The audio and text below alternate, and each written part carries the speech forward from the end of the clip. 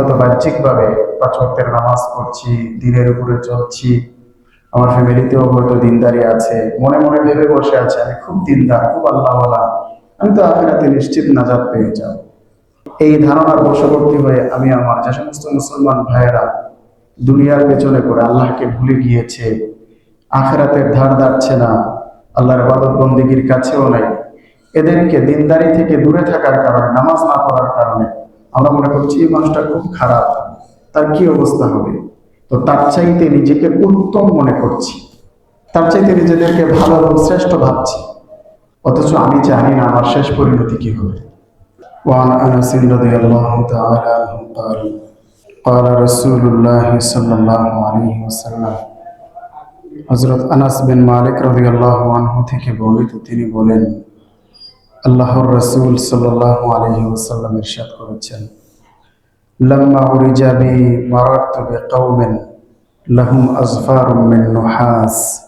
নবীজি বলেন, আমাকে যখন মেরাজে নিয়ে যাওয়া হলো তখন আমাকে জাহান্নামীদের বিভিন্ন শাস্তি প্রদর্শন করানো হলো, দেখানো হলো। এমন একদল মানুষের পার্শ্ব দিয়ে আমি অতিক্রম করলাম, লাহুম আযফারুম মিন নুহাস, যাদের তামার তৈরি নখ ছিল, অনেক বড় বড় লম্বা লম্বা নখ, ধারালো নখ। ইয়াখমিশুনা উজুহাহুম ওয়া সুদুরাহুম, হাতের ধারালো নখ দিয়ে তারা নিজেরাই নিজেদের চেহারার মধ্যে আঁচড় কাটছিল, বুকের মধ্যে আঁচড় কাটছিল, নিজেদেরকে নিজেরাই রক্তাক্ত করছিল। ফাকুলতু, নবীজি বলেন, আমি আমার সাথে থাকা জিবরিল আমিনকে জিজ্ঞেস করলাম, মান হাউলা ইয়া জিবরিল, হে জিবরিল, এ সমস্ত লোক কারা, এদের পরিচয় কি, কি জন্য তাদেরকে এমন শাস্তি দেওয়া হচ্ছে। ক্বালা, জিবরিল আমিন আলাইহিস সালাতু ওয়াস সালাম বললেন, হাউলা আল্লাযীনা ইয়াকুলুনা লুহুমান নাস, এরা আপনার উম্মতের ওই সমস্ত ব্যক্তি যারা মানুষের গোশত ভক্ষণ করত, ওয়ায়াকাউনা ফি আরাদিহিম, এবং মানুষের মানহানি করত, ইজ্জতের উপরে আঘাত হানত। রাওয়াহু আবু দাউদ, সুনানে আবু দাউদের বর্ণনা। আমরা গতকালকেও আলোচনা করেছি যে গীবত, পরনিন্দা, মুসলমান ভাইয়ের অনুপস্থিতিতে তার অনুচরে তার সত্য বাস্তবিক দোষ অন্য কারো কাছে বর্ণনা করা, যেই বর্ণনার কথা, যেই আলোচনা, যেই নিন্দা শুনলে ওই মুসলমান ভাইটা কষ্ট পাবে, এটার নাম গীবত। তো গীবতের শাস্তি কি, আজকের এই হাদিসে সেটা আলোচনা করা হয়েছে যে গীবতকারী যারা, পরনিন্দাকারী যারা, তারা মৃত্যুর পরে কিয়ামতের আগ পর্যন্ত তাদের হাতের নখ অনেক লম্বা হবে, তারা তাদের ধারালো নখ দিয়ে নিজেদের চেহারায় আঘাত করবে, নিজেদের বুকে, শরীরে আঘাত করবে। কেন করবে? এই জন্য করবে তারা মানুষের গোশত ভক্ষণ করত, মানে গীবত করত, যেটাকে পবিত্র কোরআনুল কারীমে আল্লাহ তাআলা বলেছেন, ওয়ালা ইয়াগতাব বা'দুকুম বা'দা, তোমরা একে অন্যের গীবত করো না। আইয়ুহিব্বু আহাদুকুম আন ইয়াকুলা লাহমা আখিহি মাইতান, তোমরা কি তোমাদের মৃত ভাইয়ের গোশত করতে তোমাদের কেউ কি পছন্দ করে?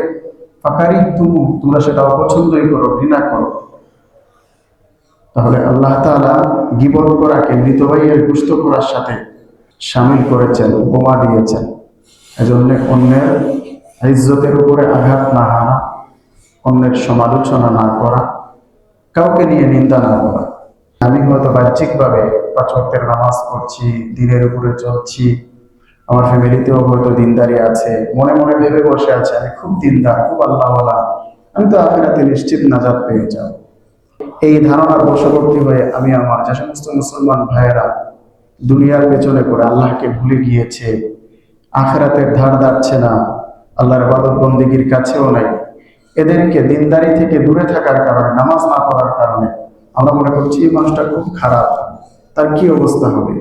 তো তার চাইতে নিজেকে উত্তম মনে করছি, তার চাইতে নিজেদেরকে ভালো এবং শ্রেষ্ঠ ভাবছি, অথচ আমি জানি না আমার শেষ পরিণতি কি হবে।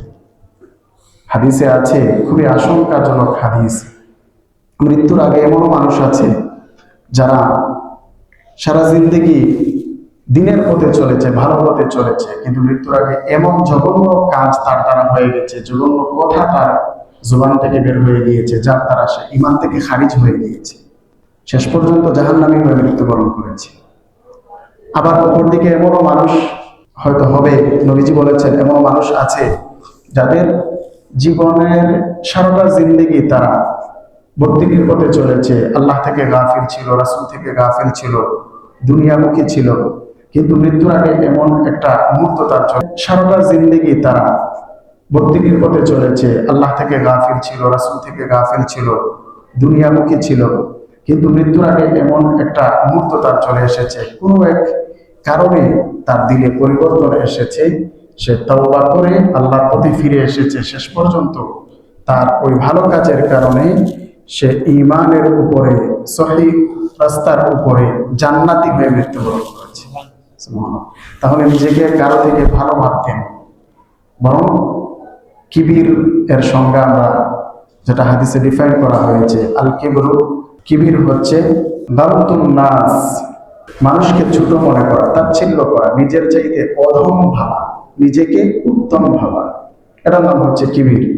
ওয়াবাতারুল হক, এবং সত্য প্রকাশিত হওয়ার পরে, সত্যে জানার পরেও সেটা গ্রহণ না করা, এটার নাম। তাহলে আমি নিজে দিনের উপরে চলছি এই জন্যে অন্যদেরকে নিকৃষ্ট, অনুত্তম মনে করা, অধম মনে করা, এটাও অহংকারের আলামত। আমি জানি না আমার শেষ পরিণতি কি হবে আর তার শেষ পরিণতি কি হবে। একটা কথা আছে, পাপকে ঘৃণা করো, পাপীকে নয়। এটা বাস্তবতা আছে। সে যে পাপে জড়িয়ে আছে, এই পাপ হয়তো ছেড়ে দিতে পারে, তওবা করলেই শেষ। নবীজি ইরশাদ করেছেন, কুল্লু বনি আদম খাত্তাউন, প্রত্যেক বনি আদম গুনাহগার, ভুলকারী, ওয়া খায়রুল খাত্তাঈন আত-তাওয়াবুন, এবং ভুলকারীদের মাঝে, অপরাধীদের মাঝে শ্রেষ্ঠ তারা যারা তওবা করে। আল্লাহ তাআলা আমাদেরকে এই কথাগুলোর উপর আমল করার তৌফিক দান করুন।